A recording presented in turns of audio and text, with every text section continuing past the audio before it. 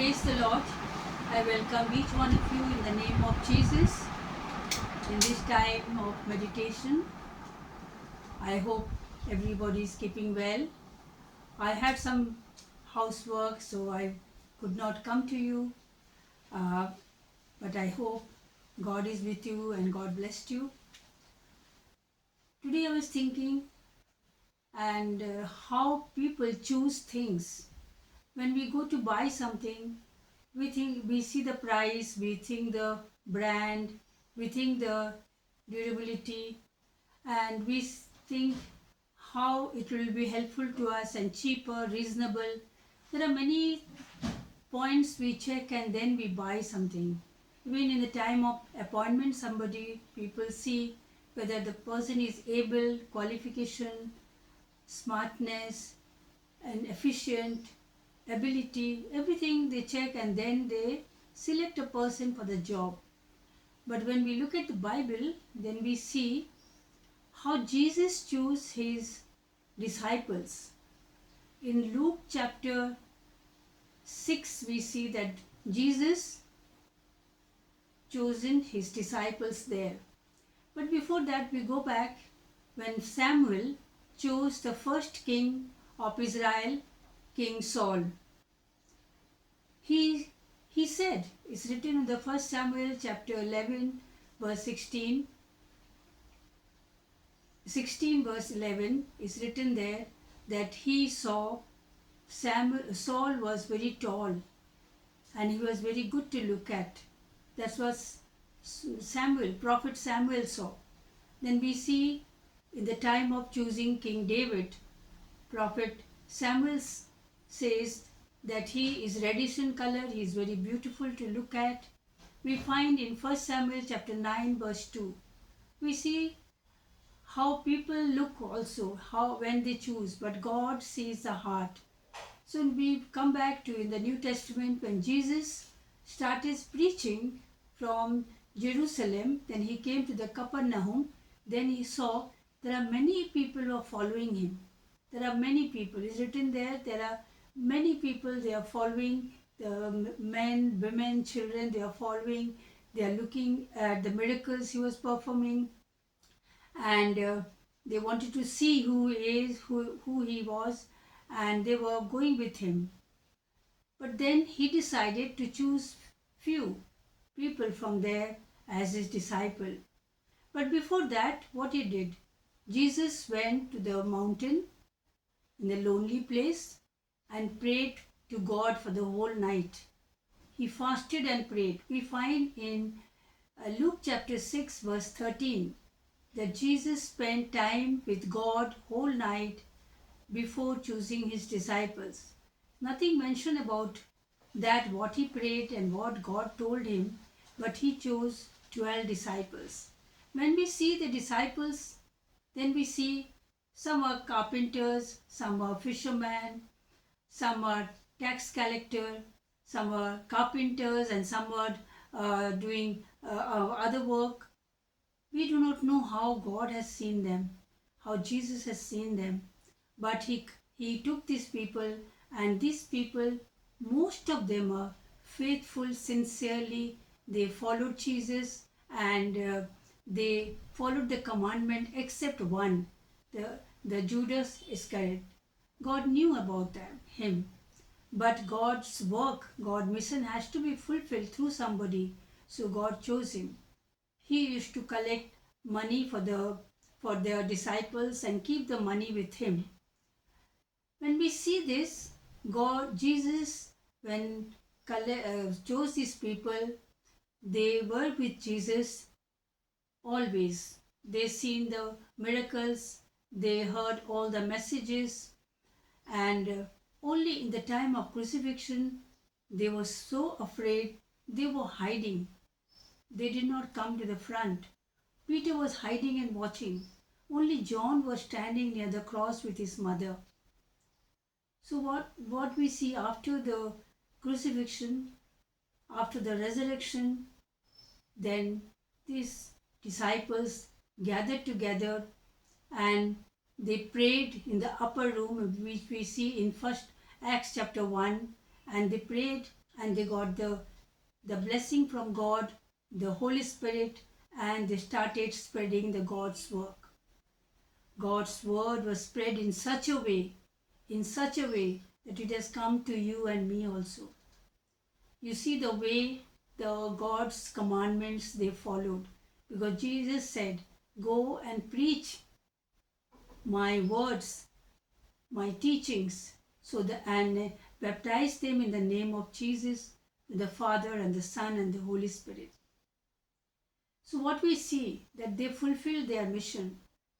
We also see one person Jesus chose. His name was Saul. He was a persecutor. He used to persecute the Christians, the Jewish Christians, and he used to tie the men and women, the children, and put them in the prison, torture them. He was going to the Damascus to catch these Christians, the Jewish Christians, but on the way, Jesus caught him. Jesus called him, "Saul, Saul, what are you doing?" He said, "I don't know, who are you?" Then he said, "You are persecuting me. It is hard for you to kick against a prick." So he became blind, we know. Then after some time, with the help of the prophet Ananiah, he could see, and we know how he led his life. He led his life in such a way. We know he went through the persecution. He used to persecute, but he was persecuted by those same people. He was very learned, and he had all the knowledge of laws from the prophet, from the learned person Gamaliel. But he was beaten. He was thrown to the prison for many times. Snake was bitten. He was shipwrecked. He was in the island for so many days. But he said, "For me is to live for Christ, than to die." He just followed his Jesus' word, and he completed God's work. See, the same way we see, we all are chosen. We are God's disciples. Those who have believed Jesus, those who have taken him as his personal savior, those who are following Christ, we all are the disciples of God. When we see before Jesus' first coming, we know God sent the messenger John the Baptist. He came. He spread the message that Jesus is coming.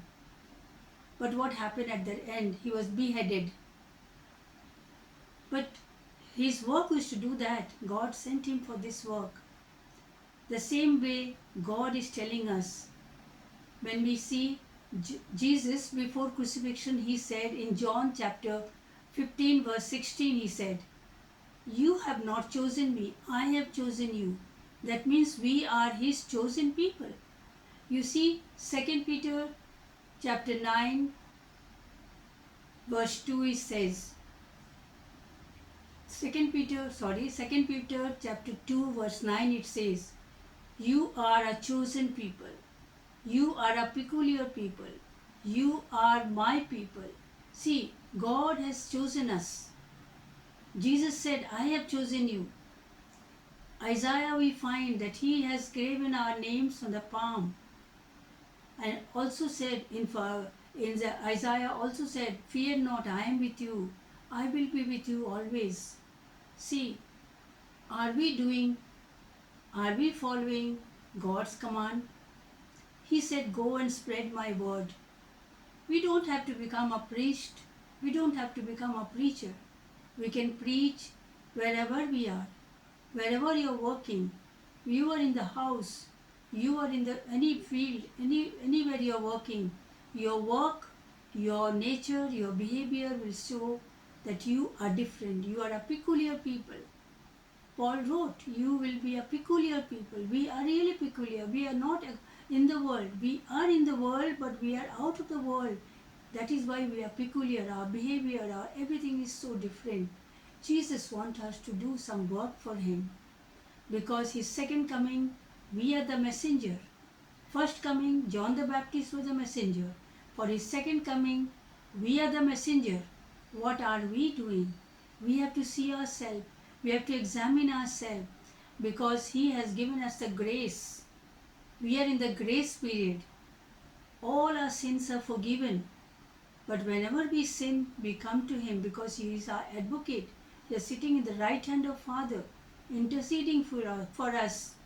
So we have to confess our sin and continue to do his work for his glory because he has sent us. And once he comes here, he will come as a judge. He will not have any more grace for us.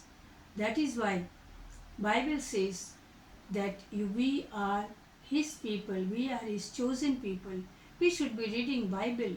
We should be spending time with him so that we will be filled with Holy Spirit, so that we will know the word when we talk to people, and we can only speak about him, so that people may come to know Jesus as his personal savior.